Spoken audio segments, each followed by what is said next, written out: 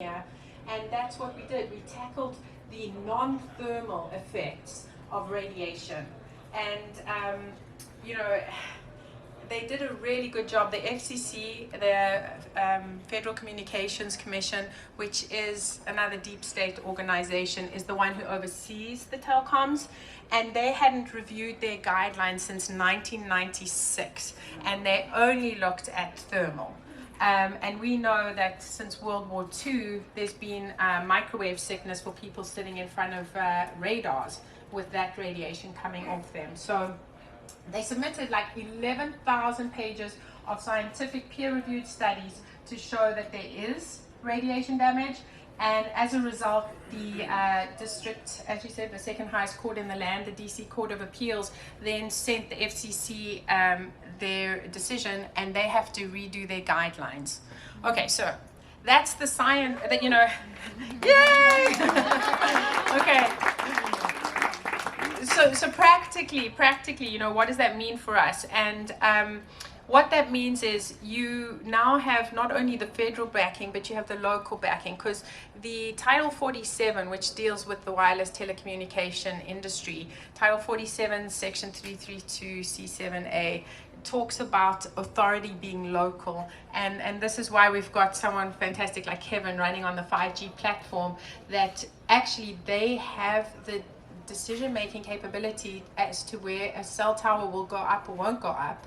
Plus, now you've got the federal lawsuit that we won, and then you've got this Title 47. So what that means practically, I'm looking at, you know, like Karen from Ojai and Ventura, Judy from Simi. You can go back to your city councils now and speak to them and say, look, we've got the backing, and we demand that those towers come down, that the radiation levels come down.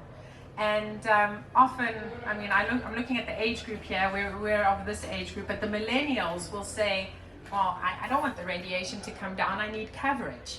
But that's a telecom thing. They try and mesh the two together to say, if you don't have high radiation, you don't get coverage.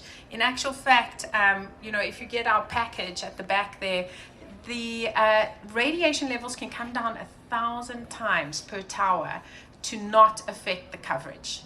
And I mean, that's a huge thing. You know, in Europe, if you have your towers at a 1 volt, I'm going to mess it up, but if it's higher than that, you can report them, and they will be fined. Whereas here, it's just free for all, and they crank up the radiation levels, and I'm speaking to the right crowd, so you'll know why.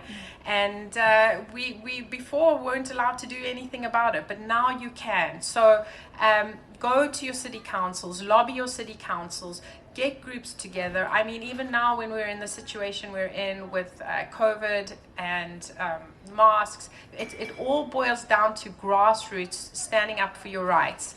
So that's the good news. I wanted to let you know also that unfortunately, you know, people are going to start asking, well, how do we get connected? At this stage, it's just going to be through our newsletter and networking and coming to our events. October 7th, we have an event, and October 14th, we have an event. And just, again, start rallying the troops together for some real solutions and real victories. You know, we've got a distribution list of close to 6,000 people, but I can tell you that our core group is probably 50 people doing the work. And if you think 50 people that managed to take on the telecoms and win, I mean, wow. It's just like, you know, yeah. Oh my gosh, that's on my speech, David and Goliath. So she took the words from my mouth. Absolutely, David and Goliath's story. And you know, if you read the book, The Outliers, they always like to say 3.4% is all you need to change a population. And every single person here can change that population, and we can make this happen. So that was the first victory that we've had.